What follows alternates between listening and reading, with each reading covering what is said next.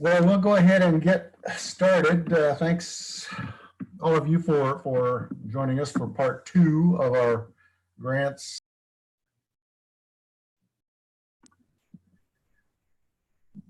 I just got a note saying I'm muted by the host, but I don't think I am. Can everybody hear me? Okay. So those of you who are with us today, I think most of you were in on the first part of the session last Thursday, where we kind of gave a high-level overview of the grants program and a little bit of the grants process. And we had an hour to get through that, and I had a slide presentation. If you have not viewed that, the link has been sent to everybody to view that recorded session. And today we're going to get into more of the meat of how to qualify your club, and then actually getting into submitting a project, updating a project, and project out once it's complete. So what I've got on the screen in front of me is, in front of you, is a document that I sent out to everybody last week, and I think Joe sent it out again earlier, or Rosie, one of the two. Anyway, this is the qualifying your club document, and this is one that is available on the district website. To access the information on the district website, you go to rotarydistrict5010.org, and on the home page, on the upper right-hand corner, you'll see the Foundation tab. When you click on that, you will see grants information. Click on that, and that'll give you a menu of options and this of documents, and this document, Qualifying Your Club, is one of them. So, kind of in review, the district grant guidelines are, local or international projects. We ask that they include active Rotarian participation. The reason for doing, one of the reasons for doing projects, not only to do good in our communities, but to engage our Rotarians as well in our clubs and get them to see the value of doing good projects in our communities. Projects should align. If it's a global grant, must align, but this project should align as well with the Rotary Foundation mission and the areas of focus. And like I said the other day, it's hard to do a project that won't fit into one of those 6 areas of focus if you think about it and maybe sometimes get creative. When requesting district grant funds, they must be matched 1-to-1, at least, with club cash contributions. So if you have a $2,000 project in mind and want to ask for $1,000 of district designated funds or district grant contributions from the district, then the club must be able to match that with $1,000 of club contributions. And we only allow up to 3 grant projects per Rotary year. The grants can be used for a variety of activities, as you can see here, supporting scholarships, vocational training teams, partnering with other organizations in your communities, or locally or internationally, providing disaster relief, just a whole host of opportunities for service. Now, getting into qualifying our club, I'm going a little bit fast here. If I'm going too fast, please slow me down, stop me, ask questions. I do want to get us done by 6 so that everybody can get on with their evenings. 2 steps to qualifying your clubs for grant participation. The first step, which is part of what you're doing now, is attending a grants management seminar.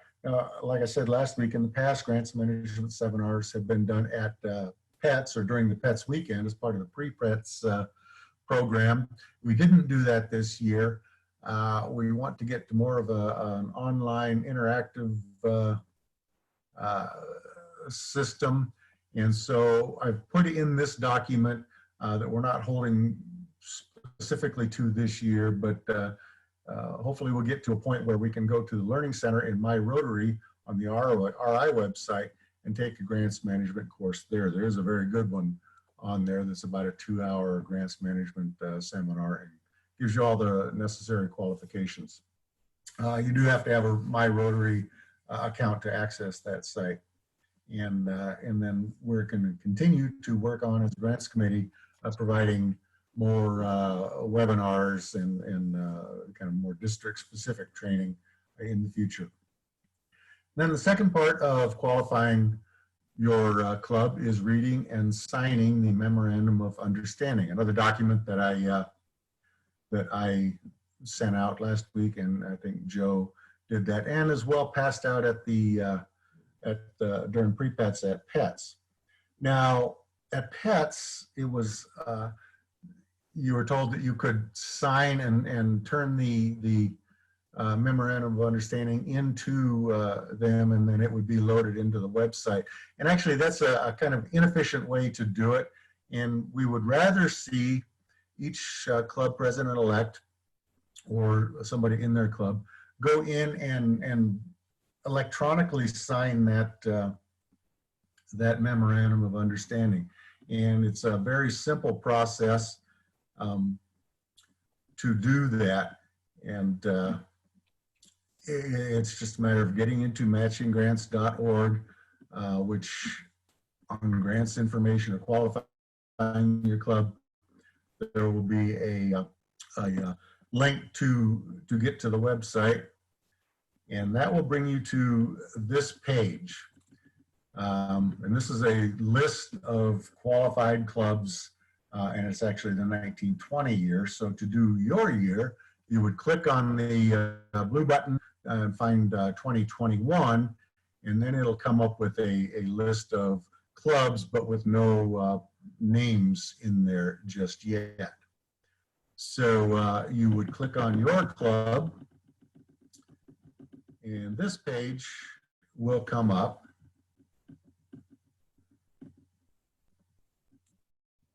Where it says sign the Memorandum of Understanding. So as a club president-elect, you would put your name and email address as the president for 2021 year.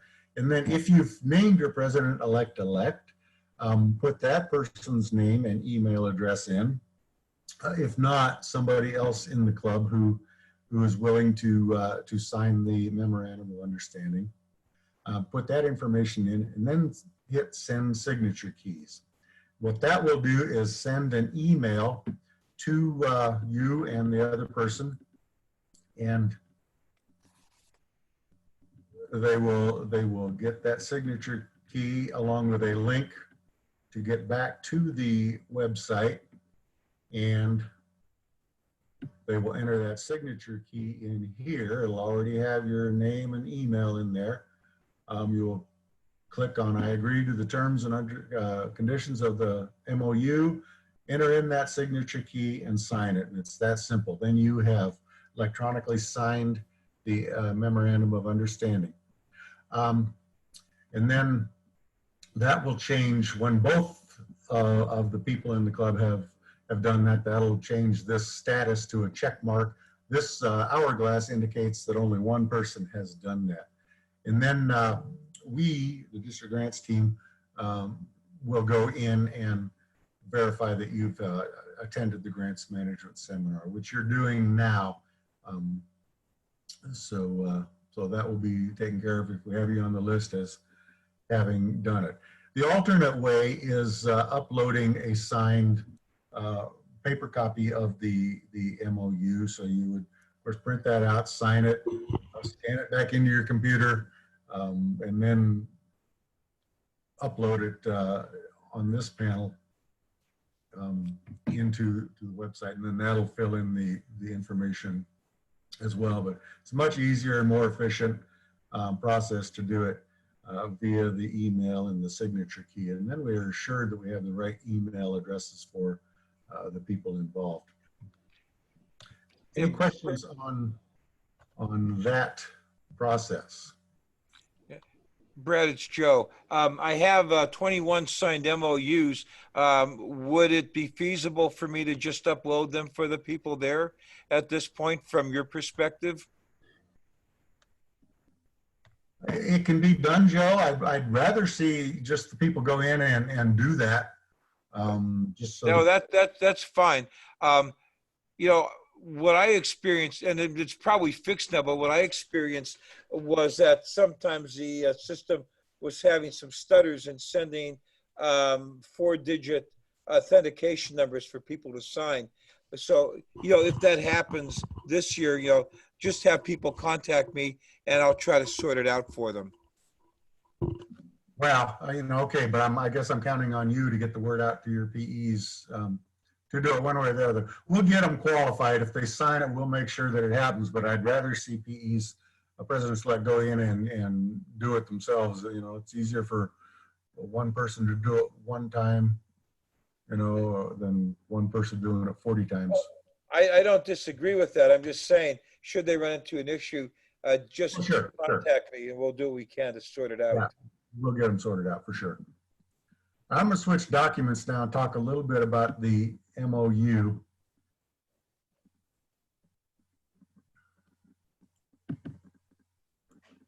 Okay, does everybody see the MOU up now? Yeah. Okay, good. The memorandum of understanding is it addresses a lot of things that are really geared more toward global grants. Now it's important that we're talking stewardship of Rotary Foundation monies, and it's all, we need to be accountable for it. It talks a lot about written financial plans, financial management plans for the club, which a club, just during the normal course of their business should have a financial management plan in place anyway. So you don't have to have a special financial management plan for the grants program. We just ask that you have a management plan in place, and that can be one that requires 2 signatories on checks. It's your club, your financial management plan. Just make it something that would pass muster if an auditor or a financial person was to look at it and say, yeah, this is a good plan.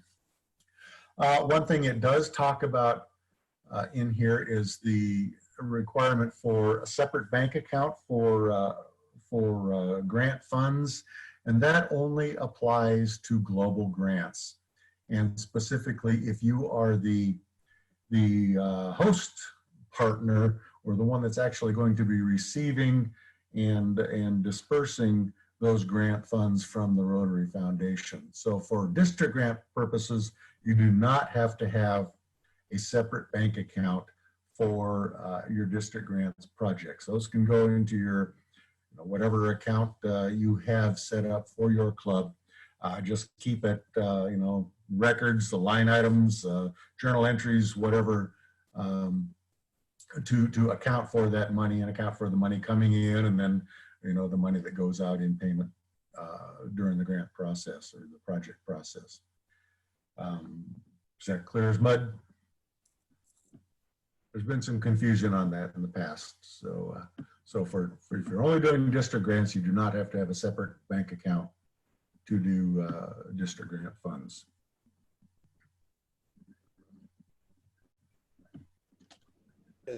Brad, Joe, that's a really handy clarification, because I know a number of clubs have had interpreted that as me that they did have to have a separate account set up, and I'm glad that you've clarified that.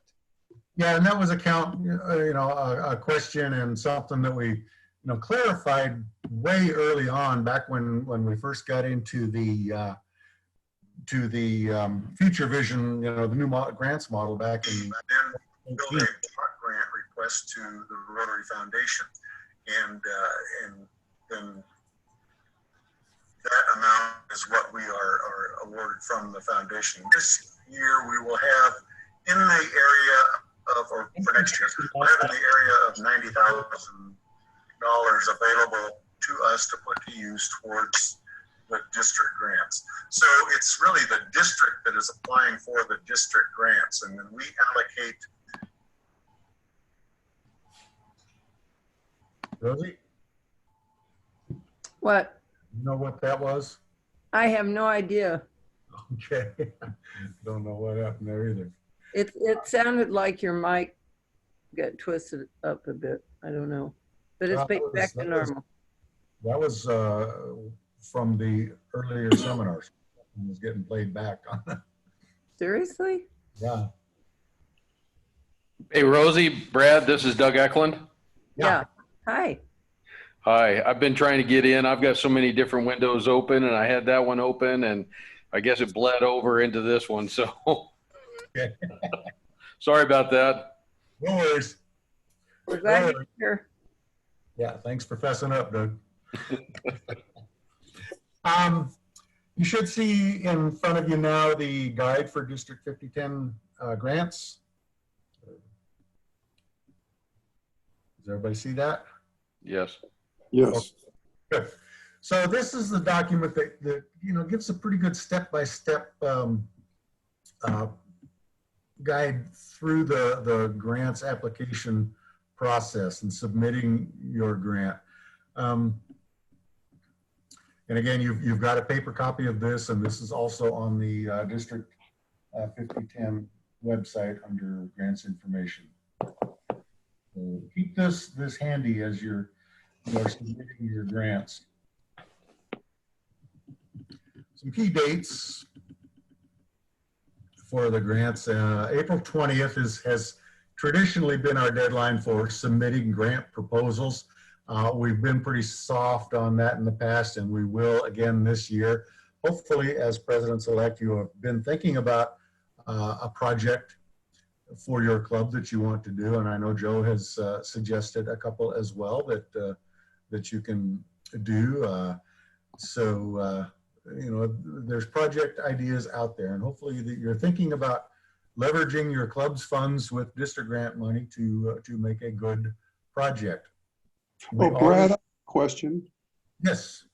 When you say you're soft on that April 20th deadline, what does that mean in terms of the last date, or will you be giving sort of some announcements as we get up to that deadline?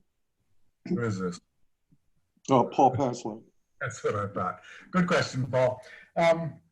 We always, we're Rotarians, and we like to give people time to get things done. I think last year, Paul, remind me, didn't we cut it off about the 25th? Like I remember we reopened it because we had some excess funds. We ended up having a little bit of money, or one of the projects ended up not happening, so we had some more money to give, so we reopened it. You're right. So certainly by May 1st, we will put those together, because we have to get our block grant together, and the project submissions that we get make up that block grant application. So that's kind of our spending plan for our district block grant. So April 20th, we like to see submissions in, and then we go through and look at those and make sure that they're doable. See how many projects we've got, what the ask is compared to the available funds. Can I have a follow-up question on that, Brad? Yes. I may be wrong, but I thought there might have been some confusion in the past where someone might have thought that April 20th deadline was a hard deadline, and then they just abandoned any effort after April 20th to put in their grant. And then they found out later that that was more of a soft deadline, and there was some mild concern that, they didn't realize it was a soft deadline. When we say it's a hard deadline, we'll always get clubs that we know want to submit, and for whatever reason they haven't. So we make contact. We're actually getting a little bit of a late start this year. So let's just make May 1st our hard deadline. Okay. Because after that, we do have to put the block grant together and get things moving. So we will put out the word to the clubs that May 1st, please have your project proposals submitted. And that gives the grant committee then time to look at the projects, again, compare the amount requested versus the amount available, and make any adjustments to those requests as necessary. You know, we were fortunate actually this past year to pretty much be able to give everybody what they asked, but that's rare. Normally we have a lot more requests for funds than we have funds available, so we have to go back in and to the clubs and say, this is what we can give you. Can you still do the project with this, or can you partner with another club? You know, along those lines. So there's some wiggle room after there. After that, May 1st, we may still be going back to the clubs and saying, this is what can happen. Can you do it? And then along those lines, we won't, we'll approve projects, but we won't release funds to a project until the report for any current year's project is complete and accepted. You know, again, we get into situations where that doesn't always happen, and that holds up their funding for the following year. So if you want your money as early as possible in the next Rotary year for your project, then please get that any reporting and finalization you need to do for a current year project complete, and so that we can get it approved and then release those funds to you. We all know we have short construction seasons here, and you know, if you want to get work done in the summer or fall on a project, then it needs to start pretty early. So like I said, we submit the block grant to the Rotary Foundation for our funds. And I believe, like I said last week, we'll have about $90,000 available to us for district grant funding. So, and again, district grant projects are meant to be, you know, ready to go, something doable quickly, that can be completed within this next Rotary year, the Rotary year that the funds are requested for. October 31st, if we have not issued your funds to you because of a late report, for example, then those funds may be put back in the pot. We'll put it back out for bid, or you know, if a club didn't get what they requested originally, we may go back to a club and say, we have extra money. Do you still need it to complete this funds? But if you get past October 31st and are still not eligible to receive your funds, don't hold your breath on getting those funds, because we will be looking to disperse the rest of the funds so that it can be put to use instead of just sitting in our district account. Can I ask a question on that one? Yes. Yes, George.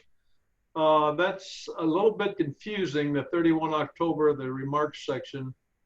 The way it reads, you've got 8 months of time that you're not allowed, if you haven't spent your money, you can't spend it. Now, my question is Okay, that referring to the previous year, or is it referring to the current year? It's referring to the current year. Spent is not the right words, actually. You know, when we say funds are not used, that means that funds are not distributed to the club. If we're still sitting on project funds that we've approved, but a club is not, you know, completed a report or made themselves eligible to receive those funds, then that money will get put back into the pool. It's still a little bit confusing because there may be something happening in January or February that, they say our club wouldn't want to write a check for something that's not delivered yet, so we wouldn't want to use the funds, but we do have the plan in place to do it. Say that again, George. No, I'm confused. The way it reads there, if I have not written the check for our funds, Or what are you looking or for the grant funds by the 31st of October, it goes back to the district. And if the district... No. And that's what I just said. You know, it shouldn't say if funds are not used. It should say, you know, if funds are not received to the club. In other words, if you haven't gotten your money by October 31st from the district, it's only because you're not eligible see them. So no, you don't have to have your money spent. You have all Rotary year to do that project and spend that money. Okay. Yeah, Brad, can I add something? Yes. That maybe need some redrafting because Yeah, it does. I know in our case, Anchorage East, and in one other one, October 31st came and went, and we still had not closed out last year's. I know, and that was just because we were feeling merciful. And again, you know. Oh yeah, so I was just saying that the word might be, instead of will be reallocated, you'd say may be reallocated. Yeah. Or something a little stronger, but I know it's not an actual do or die deadline, but it's, you know, like a strongly. It starts getting frustrated because now we've got the, as you know, the grants committee chasing down clubs trying to get these delinquent Exactly. filed. We're still chasing down a couple from last Rotary. So It seems to me like those comments are all referring to May 31st. That's when it was due. If it's still not in by the 31st, anything they had planned for this year goes somewhere else. well, you know, again, those are No, it's out. That's the how. That's dates, George. Yeah, it's just very confusing at the club level. No, I know, but if you keep those in mind as target dates and just try to get what you're doing, we don't want to be, you know, too hard on. You know, we understand that, you know, we're all volunteers. Everybody involved is a volunteer, and if you know, things don't go according to schedule, we want some flexibility to make things work for the clubs. yeah. Sometimes things get so slowed down though that it does interfere with the cycle. And I think that's why this language is a little bit, perhaps a little stronger, and a little confusing. But that's the idea, I think, is to try to get people to move forward, to close out their grants from last year. That's, I think, the key thing, is to close out your grants. Yeah, exactly. You know, if they get closed out, as soon as they're closed out, we disperse funds for the project that's waiting to be funded. So, any more questions on that? Okay, we'll move on. Okay, and this is a repeat of the qualification page. Now we'll getting into submitting a project. So you've decided on your project. Now, in order for it to be considered, it needs to be submitted into the matchinggrants.org website. So go to matchinggrants.org, and a page will come up that'll say district grants and global grants. Click on district grants and submit project. Okay, and that'll bring up a page with instructions. I'm in a meeting right now. Hey, Brad. Yes. So I just got an inquiry from someone on here that can't get into that site right now. So I tried to get into it on my phone. It's coming up not available. I know it can't be found. And I sent an email to Philippe Lemois, who's the owner of that site, trying to find out what's going on. Okay, thank you. That has happened sometime within the last couple of days, because I know I was in it on Friday. Right. Okay. Thank you. Yeah, hopefully that'll open back up soon. I don't know what's going on with it. So assuming that it does come back to life and we can actually use it again, here are the instructions for submitting a project. And these are all in this global grants manual or the district grants manual that you have, and available on the district site. Pretty simple instructions. I won't go through them step by step. It's, you know, it's again, it's easy. The process is entering your project, saving it and submitting it. We will get it at the grants committee level. One of the resource leaders will look it over. We will look at the information provided, make sure the funding matches up and whatnot, and then we'll start the signature process. We'll fully pledge it, give it that status, and then starting the signature process so that the proposer and the incoming president will again assign it electronically. And the grant status will change to submitted, and then And then after all signatures are complete, it'll change to signed. Okay, so once that grant is signed, then the grants committee will meet and we'll review all of the grant proposals that we get. And this is that, April 20th or May 1st deadline this year.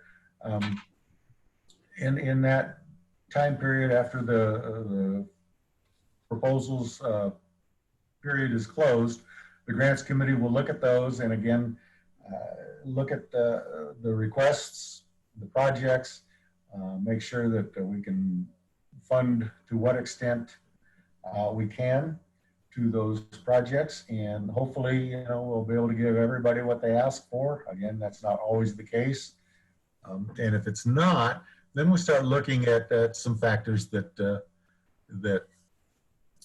may need to be used to allocate the funds. And some of those are, how many grants is a club asking for?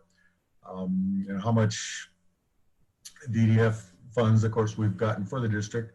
And what's your club contribution history to the Rotary Foundation is a factor. It's not a disqualifying factor. We cannot refuse a club money based solely on, how much or if any contributions the club has made to the annual fund program. We're not allowed to disqualify or refuse clubs if a club has not donated to the annual fund, but it is a weighing factor when we're competing for funds. So once we've allocated those funds out and we do spend it all, then we'll go back. If modifications are needed to go back to the club, then we'll notify the club, and we may have to amend the grant proposal at that point, depending on how much we're able to allocate to the club. And then after the block grant has been received and approved by the Rotary Foundation, if the club is eligible to receive funds, then the treasurer will mail the checks out to the clubs after the beginning of the Rotary year. It's usually late July into August when we start getting those clubs.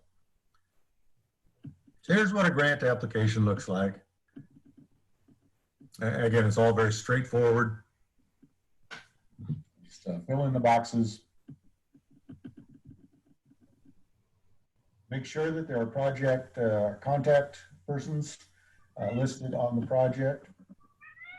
Make sure that your budget matches up and that your club contribution is equal to or greater than the district DDF contribution that you're asking for. I have a question. My name is Doug Eklund. Yes, Doug. So what if 3 clubs are going in together on the same project? Do you need to? Clubs you do that every year and you do it very well, and I love you guys for it.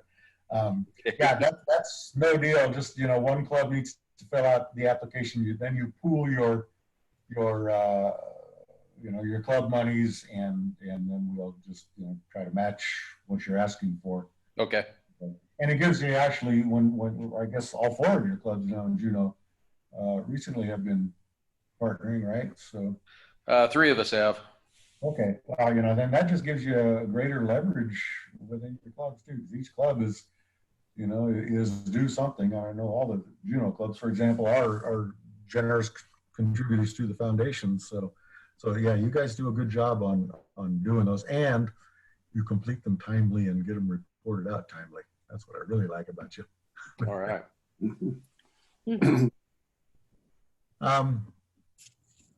It's a good question though, because that's, we encourage clubs to partner, and smaller clubs or clubs with a little less money to spend. That's a good way to get together and work together on a project with some other clubs. And Juneau is not the only community or group of clubs that do that. And those projects generally work out well.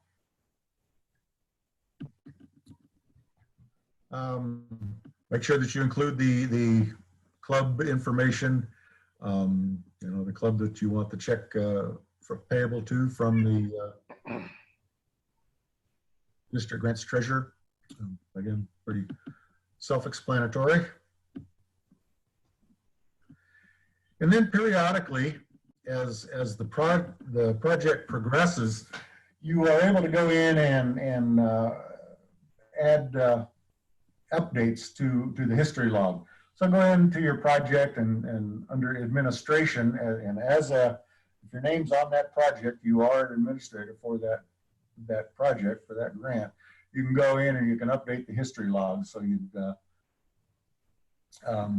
click on administration, and then if you click on history log, and then that'll give you the window to update that history, and then hit submit or whatever is there, and that'll enter that into the log, and then that lets us know that the project is being worked, it's being thought about, and actually an active project. So often we don't see any history, with the history update will happen when the project is paid. In other words, the district grants treasurer has sent that money to the club, and then we don't see anything at all until the project is reported. And at some point into the Rotary year, and it's usually, I don't know, 6 or 7 months in, about January, February timeframe, you start getting requests, automatic requests from the matching grants website asking for an update. And please don't ignore those requests. If there's a status change with the project, go into the history log and update that so that we know that work is actually being done. If you have any pictures, you can upload those in the documents section and photos section. So again, it's all easy to do. So get into administration and kind of cruise that area, and you'll see what you can do with that. Yep. Oh, Brad? Yes.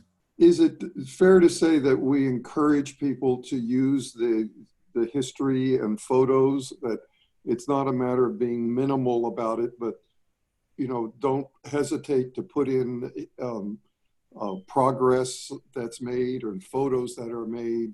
That's very good. Thanks for asking that. And that's what I'm just saying. Yeah, please update as whenever there's a status change or some work. If the project hit a snag, enter that.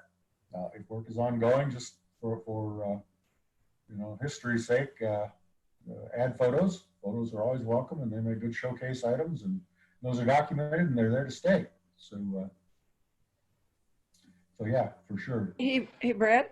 Yes. So do these go onto the Rotary Showcase, or do they just? No, they do not. Okay. All right. No, and actually, I just read something where that Rotary Showcase piece in my Rotary is going away. So serious? It's not going to be a thing anymore. Okay. Yeah, Rosie, this is Joe. The other thing is on the Rotary Showcase, they only tended to show a few at a time that were chosen out of Chicago. So we may want to look at a different way for us to exchange information Okay. and ideas and all that. Great. Yeah.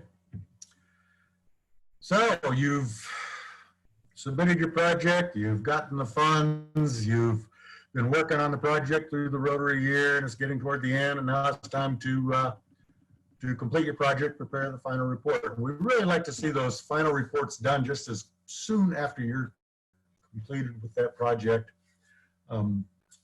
as possible, so that we can get them closed out and we don't have to worry about them anymore and look at chasing them down. So again, preparing that final report that's done online. Again, get into administration and click on the description tab, and there'll be a final report button. Click on that, and then you can start filling out that final report, and also uploading documents. Now, write this down because it's not in here, but it is a reminder on the when you go to update documents. If you are uploading pictures of checks, something with banking information on it, lock that document. Then only people that are administrators on that project can get in and see it. When we go to approve that final report, we'll be able to see it from the grants committee point of view. So don't worry about us getting locked out. We'll be able to open that document, but somebody from the outside world will not be able to get in and just randomly at will see a picture of, a check from your checking account. So that's very important. If it's just an invoice showing paid or something, or a receipt, don't have to worry about that. There's no banking information on there, but just if you're showing bank information and a picture of your check, please lock that document when you upload it. You can start your report and go back in and edit it and do it, anything before you actually save and send for signatures or submit it. Once it's submitted, then that's when we see it. If there's any problems with it, then we have to go in and change it back to revert the status back to paid, and then you can go back in and make some changes on it. So there's a few extra steps involved. So, but before you actually submit it, you can start your report and then just kind of leave it there in draft status and get it in and review it and preview it and change it anytime before you actually submit it. Oh, Brad, I had a couple of questions. Yeah. Is it okay as an alternative to locking the document to redact information from the check, or do we want to see the check unredacted, not blocking out bank account numbers? If you block out bank account numbers, I suppose that's okay too. But it's pretty easy to lock that document. I mean, no reason not to. It's just a safeguard that's built into the system. And the other thing is that this is I think my first time through this cycle, but I understand that one of the biggest problems that comes up for the grants committee is that there is not a financial showing that's sufficient. There's not that people maybe put in a check, but it's not a canceled check or something they don't really prove up the financials to the standard that, Rotary is. You're right. That's one of our biggest complications, is getting that good proof that money has been spent, things have been paid. Oftentimes an invoice will be submitted, but it's not a paid invoice. It's the one that just still shows a balance. So if you're going to do an invoice, it needs to show as paid with a zero balance. An invoice is just a bill. So it just shows that you owe money until it's marked otherwise. Yeah. Hey, Brad, this is Joe. While we're talking about locking documents and security, I'll just mention that redacting the signature, or at least a big chunk of it, and the bank account number, or a big chunk of it, may be a good idea anyway, locked or not. One club had $22,500 initially abstracted from its account by people who were able to use a copy of the check to go and forge a site draft. The money was recovered at the bank's expense, but that's becoming counterfeit checks with really good-looking Photoshop signatures, and the correct account numbers are becoming a real security problem for clubs. Well, that's a good point, Joe. Yeah, so very good point. So yeah, there's nothing wrong with redacting it either. But regardless, I would still suggest locking the document. Absolutely. Just another layer of protection. Yeah, thanks, Joe.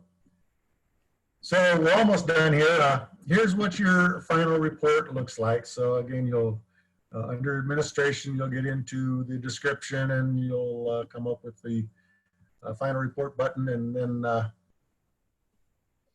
so this is what will come up. It'll come up with that project number that matchinggrants.org has assigned it, because that's how you're looking at the project, and the club name and the project title.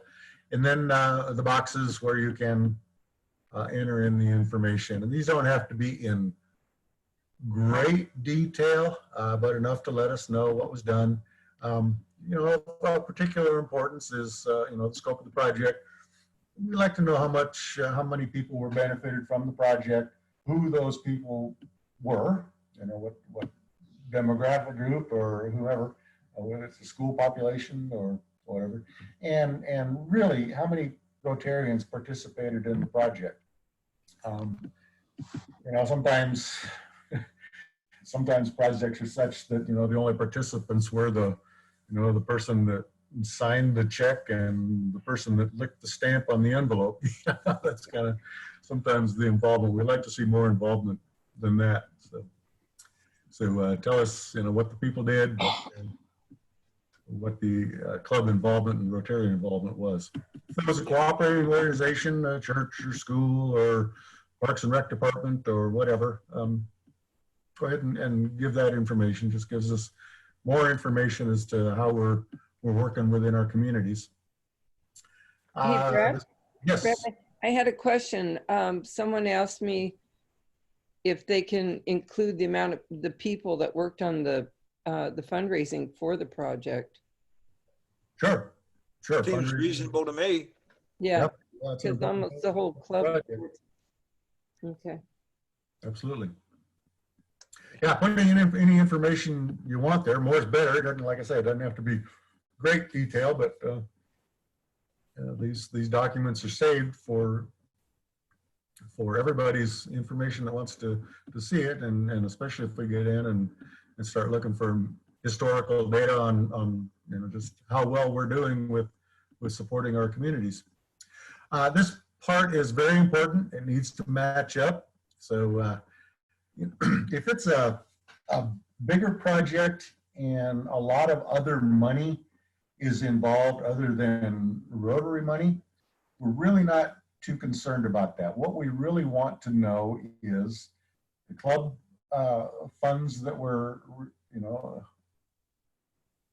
raised and the district funds that were given to the club, and then what that money was spent on. So if it's like I say, there's 6 organizations involved and everybody has thrown in money. Really, all we're concerned with is the Rotary money, because that's what we need to account for. So both on how much was raised and then your income. If and again, the district grant money needs to be equal to or less than the club money.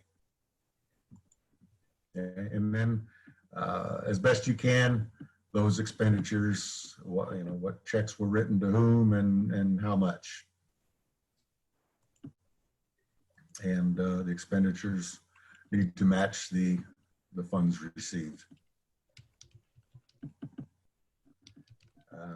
So again, you can save that report as a draft, and then once you hit save and send for signatures, then that puts it into the reported status, and any changes need to happen after somebody on the grants committee reverts it back to paid status so you can get in. So please try to make those reports as complete and accurate the first time during the draft phase. So that's it as far as the process for doing district grants. Global grants are a whole nother animal, and I recommend doing those on a case-by-case basis. The important thing about global grants, and I think I mentioned this on Thursday, is if you're going to do a global grant or partner with a club on a global grant or do something internationally on with a host club somewhere else and want to sign on to a grant, just let the grants committee know, the global grant chair know that that's in the pike, and you are looking at allocating some global grant funds to a project so that we have a heads up. And then once that global grant application is further into detail and you're actually ready to start committing to that project, then we know how much of our available district designated funds may be going to the projects. We've been caught by surprise in the past, and had to go back and to the clubs and say, you know, we didn't know about this. We weren't counting on allocating this much district designated fund to this project.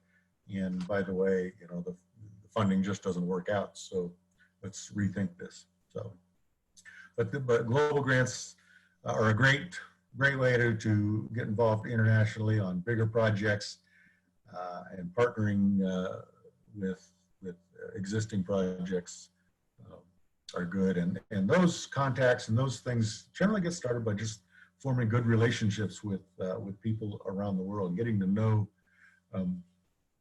other Rotarians around the world, and it works both ways.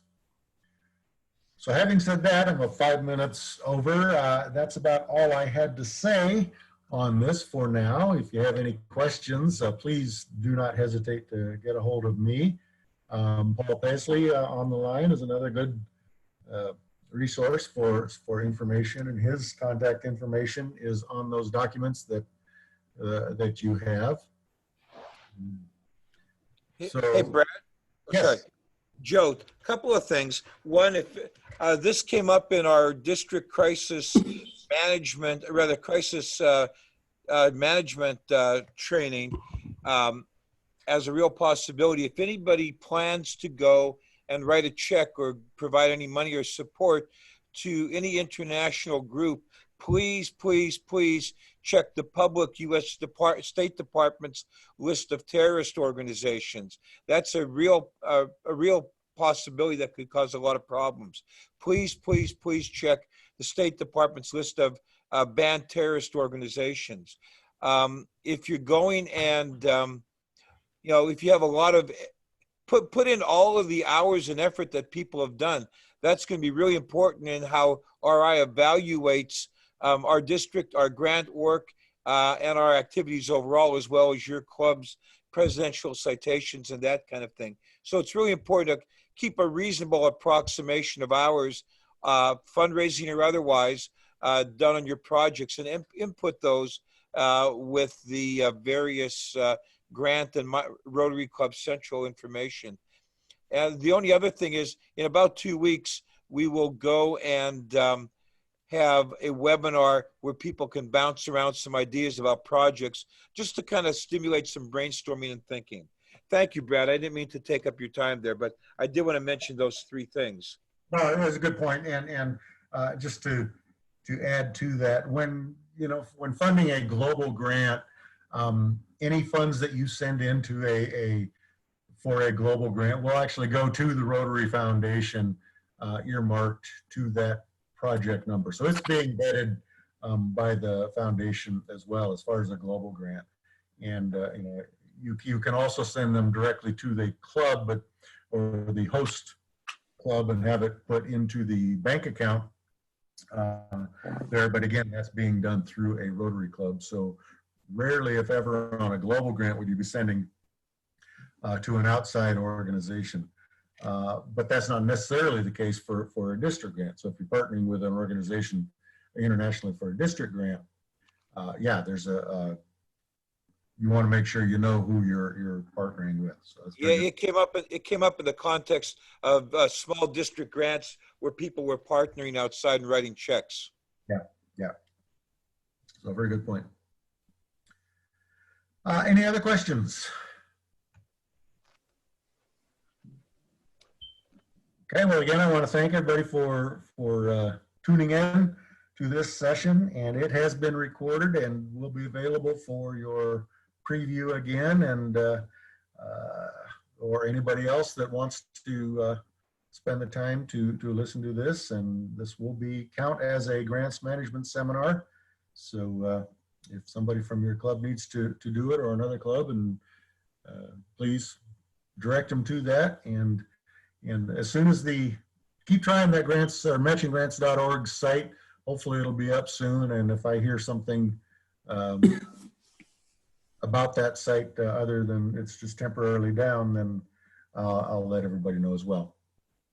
So thank you very much. I appreciate your joining us, and have a good Thank you, Brad. evening. Thank you, Brad. Thank you. Thank you very much. Brad and Paul and everybody else, thank you so much. Okay.